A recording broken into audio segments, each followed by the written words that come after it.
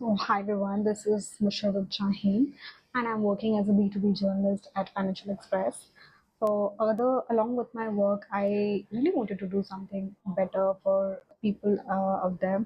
So, I thought maybe I'll start sharing my journey because I think in this era of AI and everything being so fake and so performative, what is really going to be valuable is how authentic you are, how real you are to yourself, and how real can you be, among people. I think this is something that is going to be a valuable thing down the line, and I think this is the right time for me to dwell into this path of societal norms or the way society has been conditioned for women in order to make them safe, secure, and viable for the society. Because women are not independent, they don't have the choices to take decisions in their life. It is very important for all the women to take that decision in your hand. And how can you do that? The only key criteria of taking things in your hand is being independent. And being independent can only come when you know you are taking your education seriously. I used to be a very shy and introvert person, but when it comes to studying and stuff, all those things, I was very much conditioned from a very young age to study. I have to get things done on my own and all of it.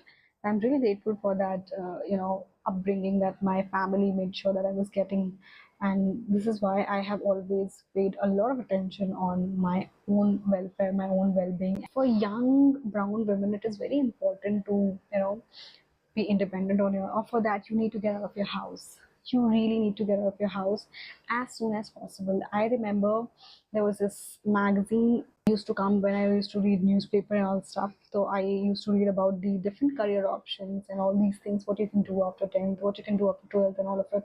I have always been an avid reader. I used to even read the description of anything that that is bought in the house. I was that kind of obsessed reader when I was young. So I remember when I started reading all these magazines, I started to get, understanding of the world or the university at a very surface level. And even that helped me a lot because after reading all those magazines and all those newspaper, I got to realize, okay, there are so many good things that you can do with your life. One day I decided to, apply for University of Delhi because it was based on merit. So I applied and thinking that I don't know whether I'll get it or not. I was not aware of it. So I applied at 2, 3 universities. There was a NRF ranking and indexing. So I applied in 2, 3 universities. When the result came out and you calculate your best score and everything, so it was above 90%. So I thought, okay, maybe there's a chance for me to get into these colleges. So I was really excited and happy about it. And when I got to know that I actually told my parents after I got selected in the merit list that yeah, I'm qualifying it. So I even gave the entrance exam for Allahabad University, and then I gave the entrance exam. And the Delhi University was based on the best score. So I did apply for that also. And when I got to know that I had qualified both, I was really happy. And then I told my parents, and then I told my father that this is this that I've filled the form and all of it, and now I've qualified. I want to go and get into the admission. So my father was like, okay, if you have got the admission, then of course go and study. So there was not a second thought, I would say, which is the most important thing because I just wanted to get out of that place. So education was my escape. So I studied. I made sure I scored good marks and everything that this happened. Everything, tickets, flight tickets was booked, and I went to Delhi for the first time. I got admission, and when I got admission, there was almost 10 to 12 days left between the classes for the classes to start. So my father was like, "What will you go back and do all this stuff and all that? You just stay here and buy everything over here only, whatever is required and all of it." So I was like really excited. Oh my god, I'm gonna buy everything from scratch. It's like having your own life. That was the first time I actually, got the hint what freedom feels like. I was like, okay, now this is my time. This is the thing that I was looking forward to build my own house, not house, I mean, of course, an independent place, while whether it is hostel, PG, or something like that. So I was just near my college only. It was a PG where I was staying for almost 3 years. I stayed there, and I think that is itself another great lessons learned of life. My father was little skeptical because I've been very shy, introvert kind of person. I don't speak to people like a lot. There has to be some reason for me to speak, but I was a very silent rebellion sort of people, the person. I will not, shout at you or be very loud about certain things. If I even if I don't like, I'll be very subtle in my own attitude about things that I don't like in you, or maybe I don't find good about it. I still remember my mother was like, how she's gonna live there all alone because she don't even know how to cook. She don't even know how to even boil an egg, all those sorts of things that all Indian mothers and parents think about.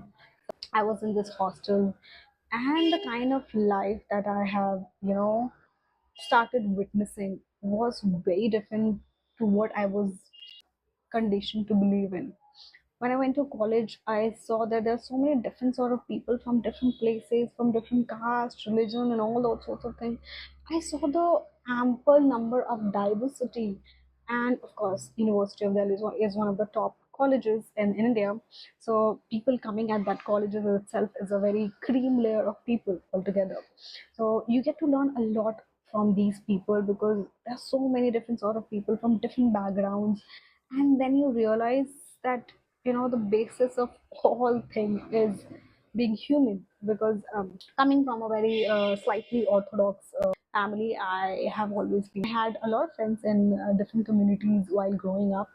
But of course, there was this, I would say, inclination towards my community of people more than other community. It was just when I went into the college, I was introduced to a lot of so many people, and all have one thing in common, which you can approach life on the basis of the education that you do, on the basis of the learnings that you have in your life. I loved that 3 years of my life, and of course post that also, because that was a learning phase that actually helped me to be what I am today. Because have I not been out of my house at that young age, have I not took that decision for myself, I don't think I would be the kind of person I am today. I would be married, having a normal life as so many other women of my family before me had.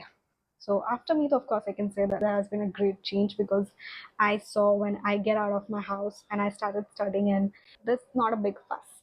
Women can go and study outside and all of this, because there is also a connotation of izzat.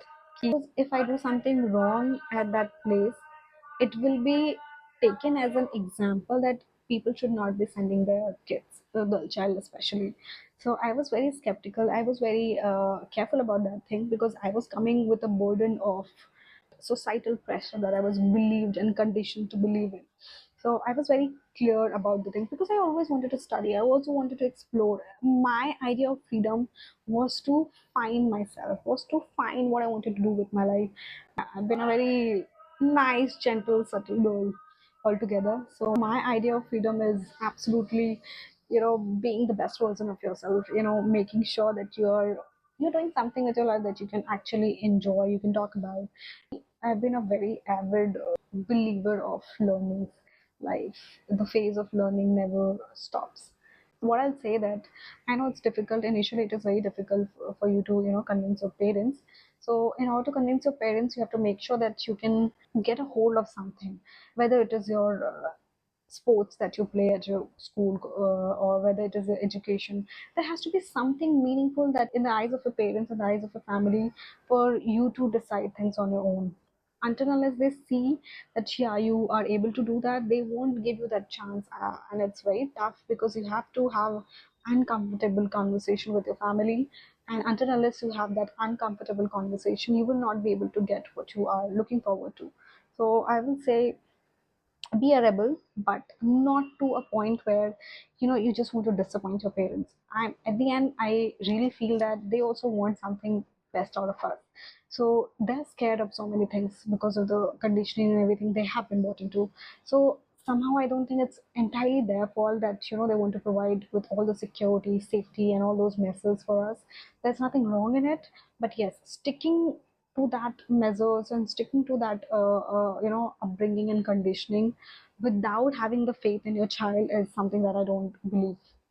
Having trust and showing trust in your child, especially women, I am saying about women, because women in our culture, in our community, are still not trusted enough to take their own decisions, still not seen worthy enough to be held accountable for their own decisions. And this is where I think it is important. When you learn, when you expand, when you get out of your house, you decide, you take on decisions on your own. There's no one to tell you that you have to eat this, you have to wear this, and all of that sort. So you can decide on your own, and that's where you will be developing your subconscious brain about decision making. You will have your own judgment, you will have your own experiences with people that will decide your level of judgment and morality with people. So I don't think there's anything wrong with anyone. Yeah, different sets of people with different sets of priorities or preconceived notions is fine. It is not our responsible to change their preconceived notion, but that we can take responsibility for our behavior, for our judgment. That we should not be judgmental to decide on things before understanding the truth, the kind of situation that people have gone through to make that decision. It's very important for that. Actually came across few of the messages on Instagram that how women in my community especially are looked as a burden because their family don't think that they should be educated, or you should be investing in their education and all. However, that is changing to quite an extent, but I think there are a lot of women who are still not getting that privilege. So there will always be something that you can take unfair advantage of, because I come from a family where education has always been a very priority. So I knew that this is one thing where I can actually get an escape. So my journey of freedom starts with having a good education, because I know they are only serious and they will only consider my education seriously. And I took that advantage and I made sure that I'm building something out of it. So I completed my graduation, I completed my post graduation in journalism, and then I started working as a journalist. It's been 3 years as a journalist. Today, when I look back, that one decision to decide that I want to take decisions of my life in my own hands, and for that I need to be strong enough, for that I need to be mentally able to decide things on my own, be ready for uncomfortable truths, be ready for situations where I might be questioned in a very negative manner, but I'll be ready to answer all of those, because that's how you will get out of this situation. So my only concern for all the women out there, for all the young girls who are looking to understand and navigate their own path in this journey of life, I think you should love yourself first. You should understand yourself that you're worthy of so many things. It's not just being a good girl or being a good wife, being a good mom and all of that stuff. Before anything, you should be a good human, you should be a good woman, good girl, and good for the sake of yourself first, then for the society. You can do good for the society only when you know that you have done good for yourself. Until unless you do good things for yourself, you know your worthiness, I don't think you'll be able to do something worthwhile for the society itself. So learn your importance, have passion, have a purpose, develop it, do several things, and then decide what is one thing that you want to do seriously in life. Take that very seriously, and give your 100% in whatever you do. It's very important to give your 100%, because a lot of times we are really distracted about so many things, but if you don't give your 100%, you will be left with no options. The whole purpose of life, I think, is about having options to decide what you want to do and what you don't want to do, and to decide whether you are capable of taking one decision or not.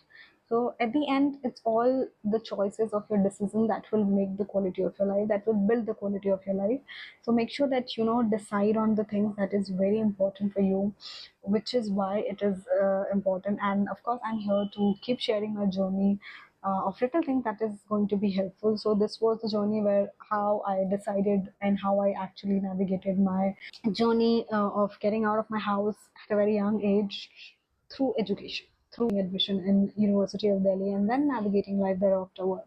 So this is how you actually build trust even of your family also. When they say that, when they see you doing things on your own, deciding things on your own, and not being harmful for anything. This was my first sensible video, and I'll be looking forward to contribute to more sensible conversations like this in order to help other women and make sure that you're not left behind, you're not confused, you're not you're just not given enough time to understand yourself, you're not given enough time to make yourself better out of it. So goodbye and all the very best. Take care of yourself, take care of your mental health, take care of your studies, and all the work that you do. Until next time.